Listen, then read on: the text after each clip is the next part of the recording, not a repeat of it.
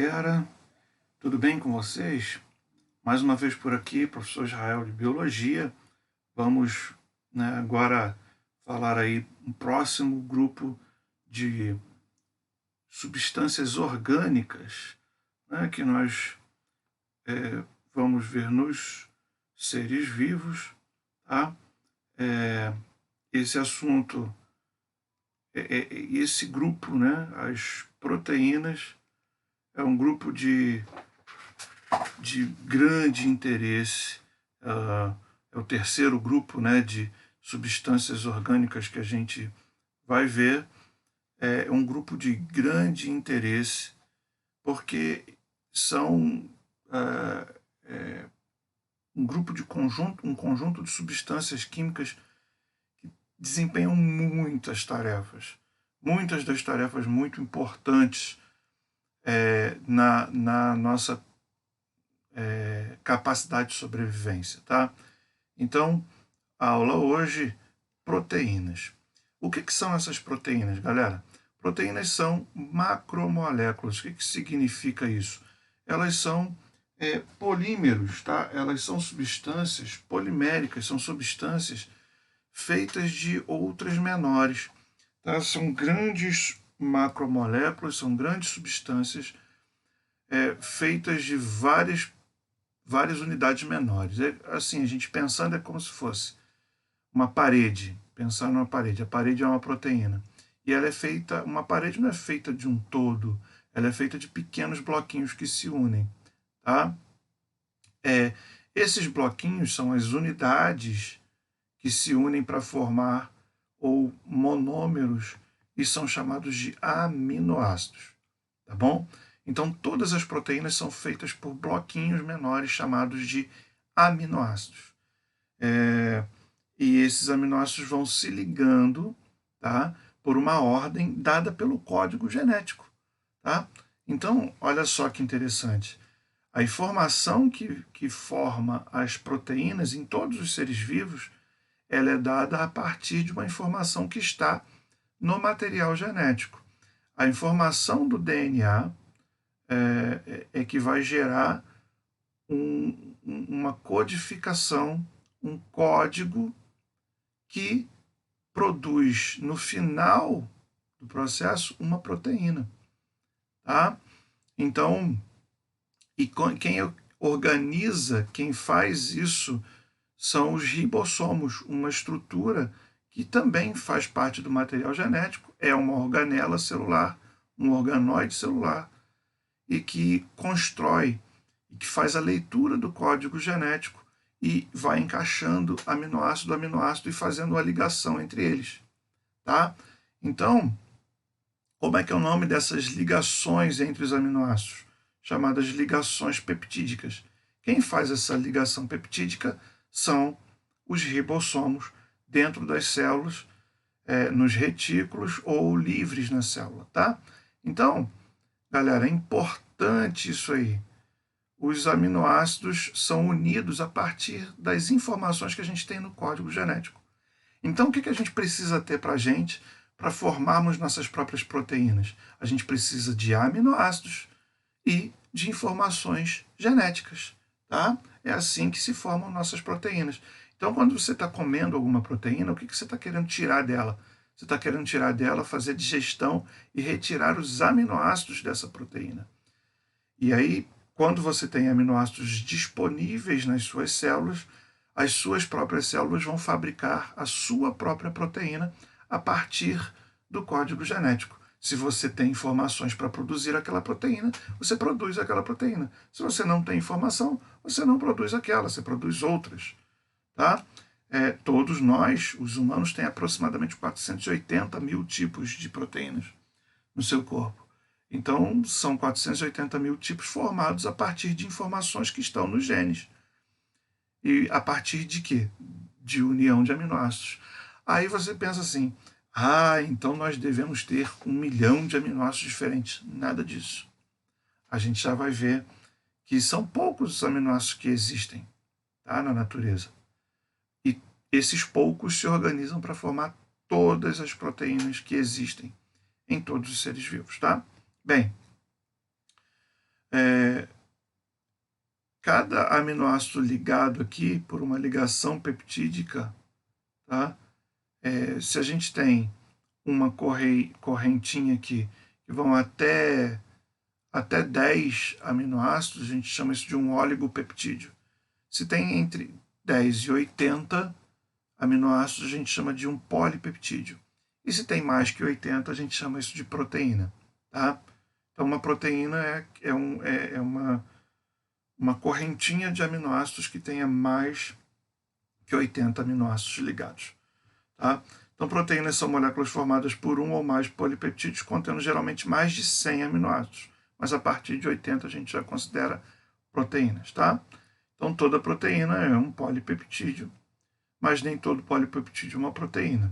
Tá? Então, para ser um polipeptídeo que é uma proteína, tem que ter mais que 80 aminoácidos. Beleza, gente? Os oligopeptídeos, a gente pode classificá-los aí em dipeptídeos, se só tiver 2, tripeptídeos, tetrapeptídeos, enfim, até 10 oligopeptídeos. Tá? Então, até 10 aqui, a gente chama de oligopeptídeos. Tá? Óligo é pouco. Oligopeptídeos. Beleza? Bem, a gente falou tanto dos aminoácidos, vamos ver como é que é essa estrutura de um aminoácido. Galera, isso aqui é um aminoácido. Tá aqui, ó. Por que o nome é aminoácido? É um carbono central, um carbono chamado de carbono alfa, tá? Que é ligado sempre a um hidrogênio em uma ponta, a um radical que vai sempre mudar. Esse aqui é que varia, que vai diferenciar um aminoácido do outro. E sempre vão estar ligados um grupo amina e um grupo ácido. Então, aminoácido, tá? É substância anfótera, né? Ela tem um lado básico, um lado ácido, tá bom?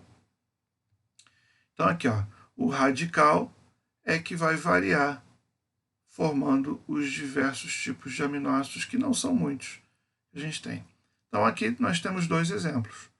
Então, olha lá, aqui é a glicina. Então, a gente vê aqui o radical amina, o radical ácido, que quando estão diluídos em água, formando proteínas nas pontas, eu vou ter uma ponta positiva e uma ponta negativa, sempre. Porque uma ponta formada pelo radical básico, que é a amina. A outra ponta, lá no outro final da proteína, é uma pontinha negativa, formada pela união do ácido carboxílico, pela ionização do ácido carboxílico. Então, nesse caso aqui da glicina, o que eu tenho? O H, que está sempre presente. E qual é o radical? É apenas um hidrogênio. Simples. Tá? No caso da alanina, que é um outro bem simples, né? A gente vai ter aqui a amina, aqui o ácido, aqui o hidrogênio e aqui o CH3, que é também um composto simples. Tá bom, gente? Bem, então, esses são os aminoácidos, tá? Bem simples. Aqui nós vamos ver que, isso falando para humanos, tá? Existem 2 grupos de aminoácidos, varia aí. Nas plantas não há aminoácidos essenciais, todos são naturais. Então, a gente vai ter 2 grupos, os naturais ou não essenciais, isso aqui nos humanos, tá? Natural é aqueles que as nossas células produzem.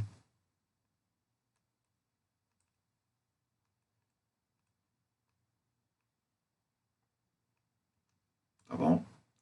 E o essencial? Essencial é aquele que as células não produzem. Tá? Então, quantos são esses aminoácidos? Galera, a gente pode contar. 1, 2, 3, 4, 5, 6, 7, 8, 9, 10, 11, 12. Opa! 12 aqui. Tá?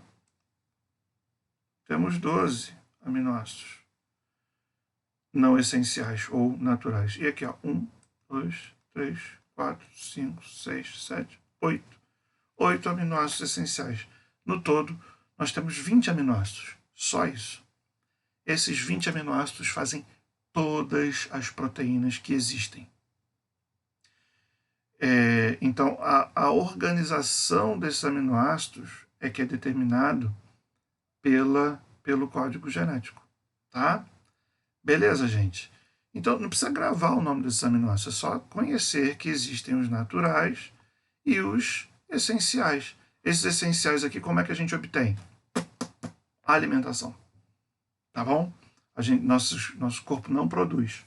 Então, a gente precisa nos alimentarmos dele. Um detalhe importante, esse ácido glutâmico aqui é o primeiro aminoácido de todos eles que as plantas produzem. As plantas produzem todos esses 20. E elas produzem a partir desse ácido glutâmico. Ele é o primeiro aminoácido, a partir dele se produz todos os outros pelas plantas. Tá? Numa reaçãozinha química que forma esse ácido glicérico, tá? Então, enfim, acetoglicérico, mas não importa. É só uma curiosidade. Esse ácido glutâmico é o primeiro aminoácido, que é também chamado de glutamato, tá? É o primeiro aminoácido formado, tá bom? Pelas plantas. E a partir ela produz todos os outros, tá bom? E pra gente, a gente produz apenas esses aqui, tá? A partir também de reações básicas, tá? De um só, a gente consegue formar nos outros. Bem, vamos lá. Proteínas, as funções das proteínas, quais são? Então, nós temos função estrutural, são aquelas que participam como matéria-prima na construção de estruturas celulares e histológicas, ou seja, vão compor as estruturas corporais. Então, por exemplo, aqui a proteína mais abundante no corpo humano, o colágeno, tá?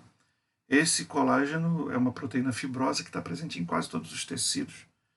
E é ele que dá essa consistência, né, mais firme da nossa pele, por exemplo. E conforme a gente vai ficando mais velho, a gente vai perdendo esse colágeno. E a pele vai ficando flácida, vai gerando as rugas, tá certo? Alterações desse colágeno. Outra proteína importante aí é a queratina, que vai fazer unhas, pelos, chifres, né, nos animais que apresentam chifre. A albumina, galera. A albumina é uma proteína presente na clara do ovo, tá? E é ela que vai mudar de configuração quando a gente aquece, né, a clara. A clara é translúcida, a gente aquece, ela se desnatura e fica branca, né? É um evento que a gente chama de desnaturação. Bem, a albumina também está importantíssima no nosso sangue.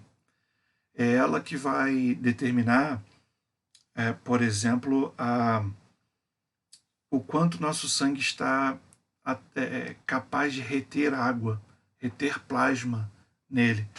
Existe uma doença bem comum na África, chamada de kwashiorkor, que é a doença do abandonado. Essa palavra africana, ela significa abandonado. É o seguinte, quando uma criança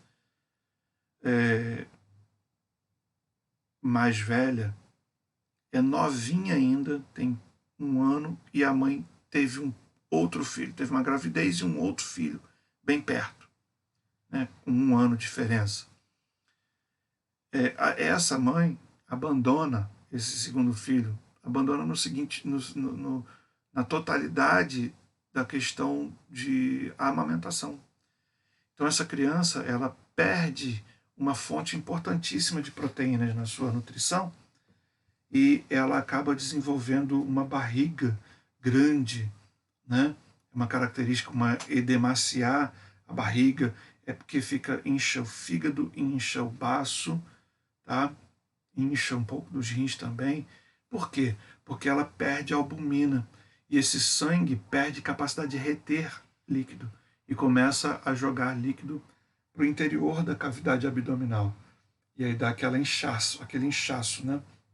Que a gente chama de ascite, né? Aquela barriga d'água grandona. Mas não é verme, não. Nesse caso é uma doença nutricional mesmo, uma carência, tá? Bem, e pode também ser contráteis. O que é contráteis? As microfibrilas, como a actina e miosina, que são as fibras que deslizam umas sobre as outras que estão nos nossos músculos, produzindo a contração muscular, tá bom? Ação contrátil, essas duas.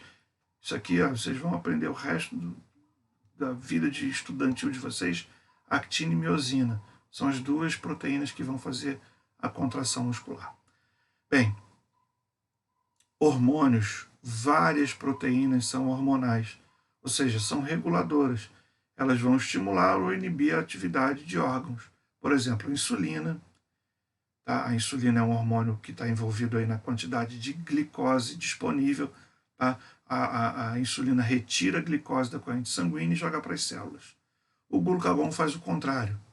Também é um hormônio que mexe na glicemia, só que ele pega, se você está com pouco açúcar, esse glucagon vai quebrar o glicogênio, né, que é o açúcar de reserva, e vai liberar glicose. Então, quebrando o glicogênio, libera a glicose para a corrente sanguínea. O hormônio que faz isso, glucagon. E a somatotrofina, ou GH, que é o hormônio do crescimento, também é uma proteína. Tá? Proteína de transporte. Transportam substâncias. A hemoglobina é o nosso exemplo mais comum. Ela transporta oxigênio.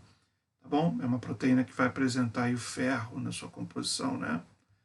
E esse ferro, então, ele captura oxigênio e vai conduzir oxigênio pelo corpo, né? Pela corrente sanguínea. A hemoglobina, que tem esse ferro aqui, aliado a ela, é uma proteína. Então, é uma proteína que transporta. Proteínas de defesa, galera, são os anticorpos. Tá? Todo anticorpo é uma proteína. Beleza? Então, não confunda anticorpo com células de defesa. Não, não é glóbulo branco, é o anticorpo. Anticorpo é uma proteína produzida pelos glóbulos brancos. Nutrição, ou seja, fontes naturais como caseína, a própria albumina, tá? São proteínas não tóxicas que servem como reserva para a gente no momento que falta algum tipo de aminoácido na alimentação. É delas que nós vamos tirar esses aminoácidos, tá? É o caso lá daquela doença, né? Quasicor, né? Faltou proteína, a criança começa a quebrar a albumina, beleza? Substâncias de reserva, ou proteínas de reserva, é aquelas que são fontes futuras de aminoácidos, como eu acabei de falar, né? Albumina do ovo, caseína do leite. Elas estão acumuladas porque faltou fonte de aminoácido, retira dela, beleza? Coagulação sanguínea, né, os fatores de coagulação, a protrombina e o fibrinogênio são proteínas e elas são fatores que produzem essa coagulação. Há pessoas que têm, por exemplo,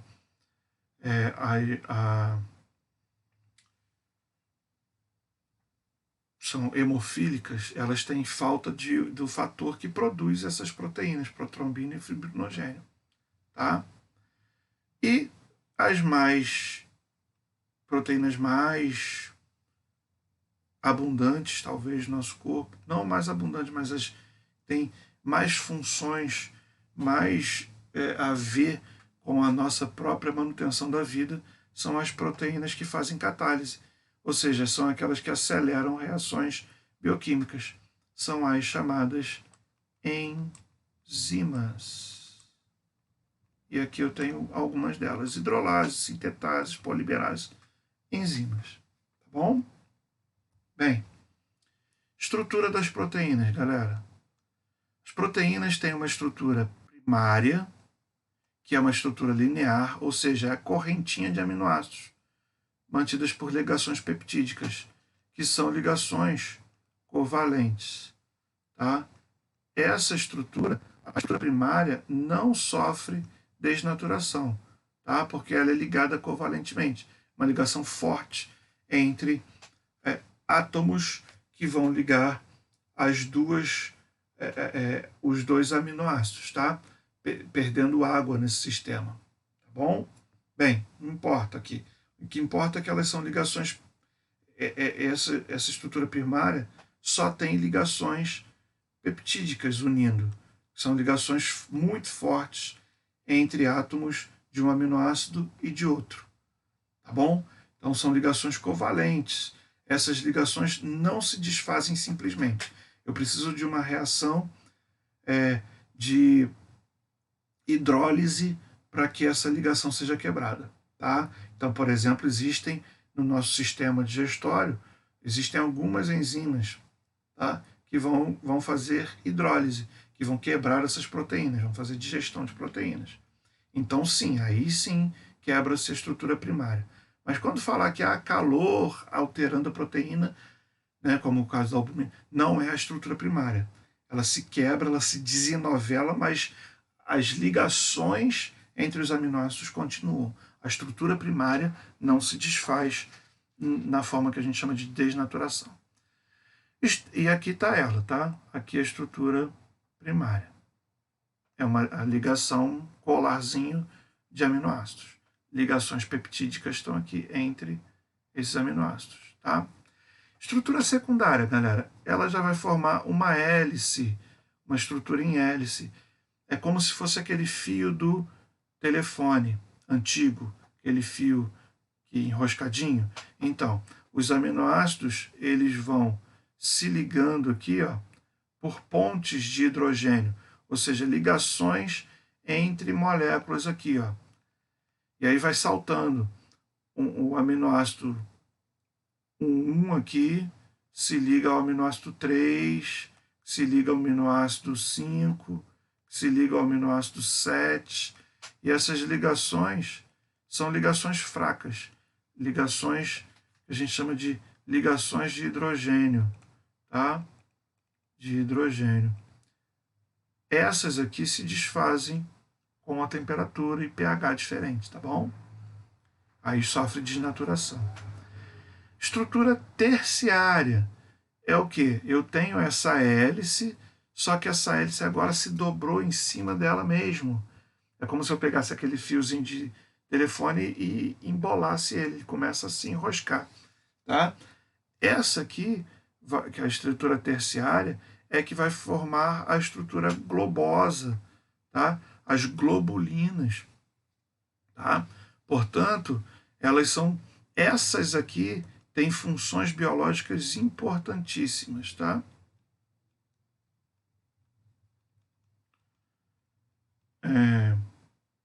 Por exemplo, a hemoglobina é a união de 4 dessas. Elas já vão apresentar funções biológicas mais aparentes. Elas podem ser globulares, estrutura globular, ou uma estrutura fibrosa, tá bom? Mas são estruturas terciárias, de dobra em cima das dobras originais. Isso aqui é feito por quê? Por pontes entre estruturas chamadas de ponte disulfito. Tá?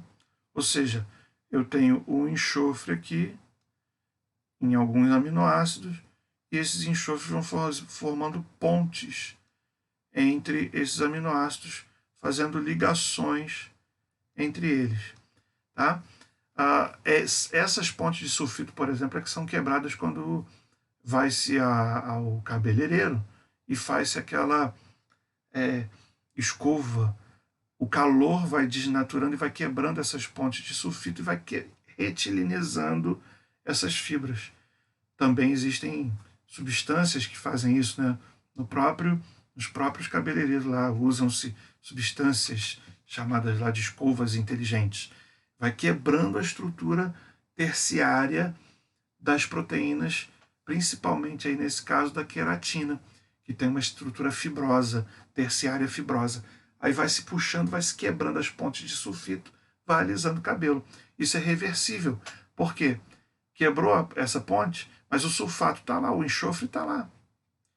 Quando tivermos uma condição desse enxofre ligar de novo, por exemplo, molhou o cabelo, ele liga de novo essa ponte de sulfito. Algumas substâncias vão fazer com que esses sulfatos sejam anulados, essas escovas inteligentes. Eles vão bloquear, mas é por um tempo. Você deixando de fazer, volta a aparecer. Primeiro que volta porque o seu cabelo vai crescendo, então naturalmente vai crescendo, vai produzindo novas pontes de sulfito, ou vai quebrando aqui, eles formam, né, isolamentos desse enxofre, e mais esse enxofre vai voltando. Essa capacidade da substância com o tempo vai se perdendo e o cabelo vai voltando a enrolar, tá? E a estrutura quaternária? A estrutura quaternária é quando a gente une 2 ou mais globulinas. Por exemplo, o caso da hemoglobina, são 2 betas e 2 alfas, tá vendo? 2 em vermelho aqui e 2 em amarelo. Então, isso aqui, por exemplo, é o exemplo da hemoglobina. Ela é assim e aqui no meio fica lá o ferro, tá? Beleza, gente? Essas são as estruturas das proteínas. Bem, vamos falar um pouquinho rapidamente sobre as enzimas. Enzimas são proteínas que atuam como catalisadores biológicos, acelerando a velocidade de reação química e não se alterando ao final. Elas não se alteram e elas transformam. Então, por exemplo, uma substância A, eu quero ter uma substância B e uma C a partir dessa A. A enzima é que vai fazer esse processo, tá bom? Vai acelerar essa reação, transformando um produto, por exemplo, aqui, ó. Tenho aqui uma enzima e eu tenho um produto A, aqui, ó. Tá?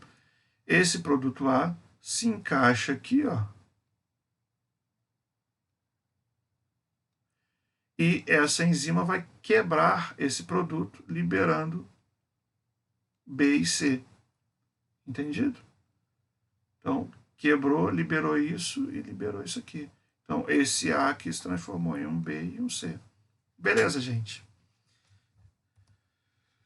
Então, mecanismos de ação. As enzimas são altamente específicas, tá? E geralmente possuem um único tipo de substrato. É isso. Elas têm um tipo chamado de chave-fechadura, um sistema de chave-fechadura. Então, por exemplo, aqui eu tenho a maltase.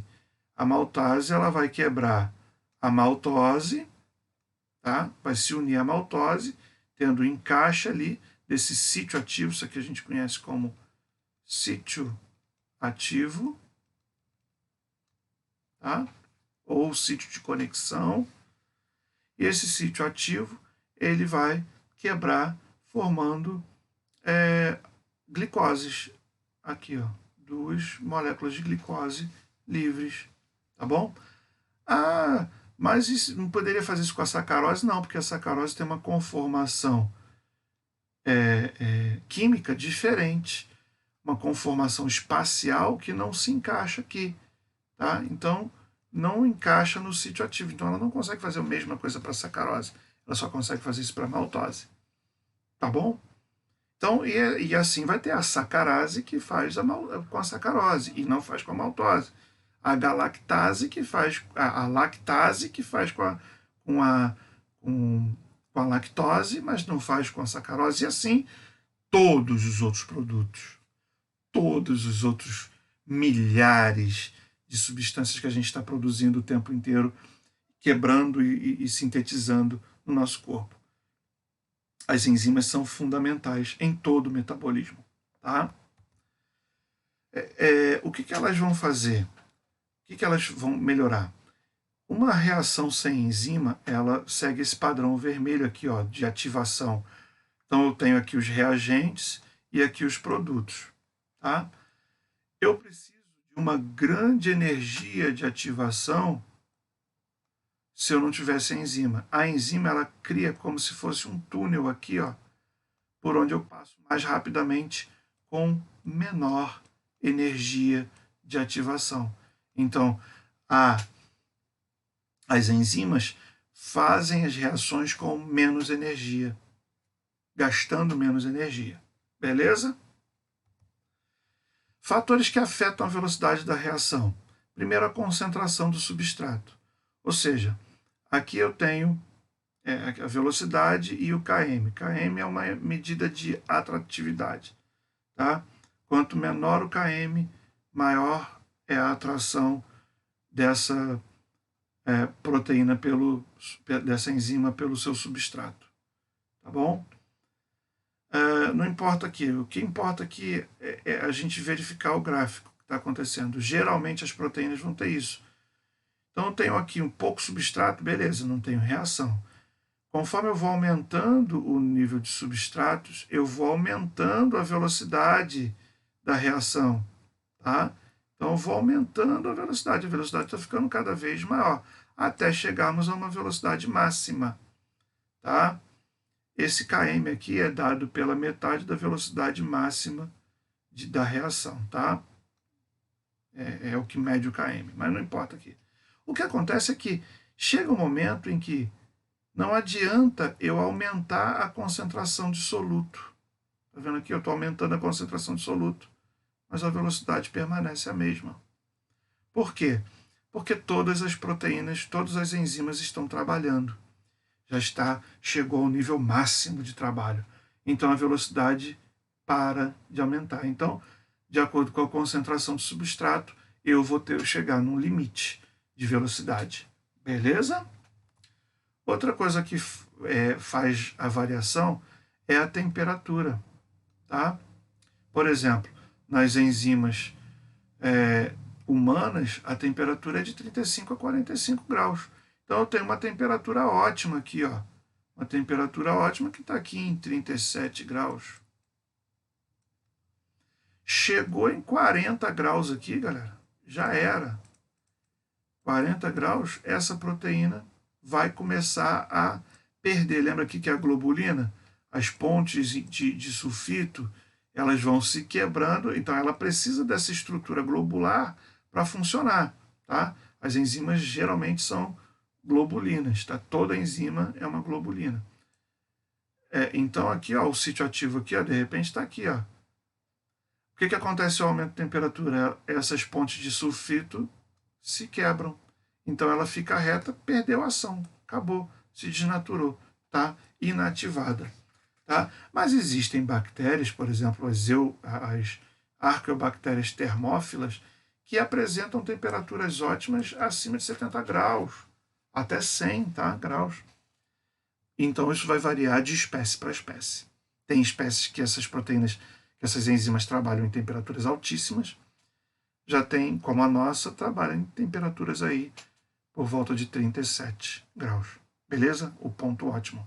Então, quanto maior a temperatura, mais vai desnaturar, ela vai se tornar inativa. Beleza? E como último fator, o efeito do pH. Tá bom? Então, pH é o índice de acidez de uma determinada substância. Tá?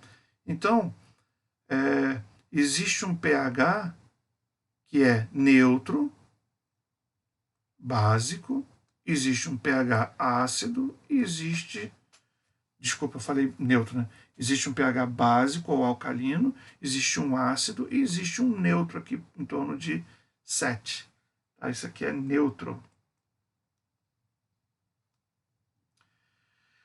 E existem enzimas que atuam em cada um desses níveis. Por exemplo, no estômago, a pepsina, que quebra proteínas no estômago, está lá, ó, pH em torno de 2. Ácido, o estômago não é ácido? Beleza, ela funciona em ácido. Existe aqui a tripsina, que é uma proteína que faz também quebra de proteínas, mas no intestino. O intestino é básico. Então é outra proteína que só atua em básico. Se botar uma tripsina no ácido, ela para de funcionar. E existe, por exemplo, na nossa boca, a amilase salivar, que quebra amido na boca já. Olha o pH de ação dela, neutro. Então a boca precisa ser neutra. Tá bom? Que essa proteína atua, a melhor forma dela, que isso aqui significa a melhor performance, o ponto ótimo delas de ação. A amilase salivar, ó, o ponto ótimo dela é 7. Abaixo disso, ela trabalha mais devagar. Acima disso, ela trabalha, né, mais devagar. Aqui, vendo isso? Então, abaixo desse pH de 7, ela está mais lenta. Acima desse pH de 7, ela também está lenta. Beleza, gente? Então é isso, tá? Agora é fazer exercícios para fixar esse conteúdo. Beleza, gente? Valeu, aquele abraço, até a próxima.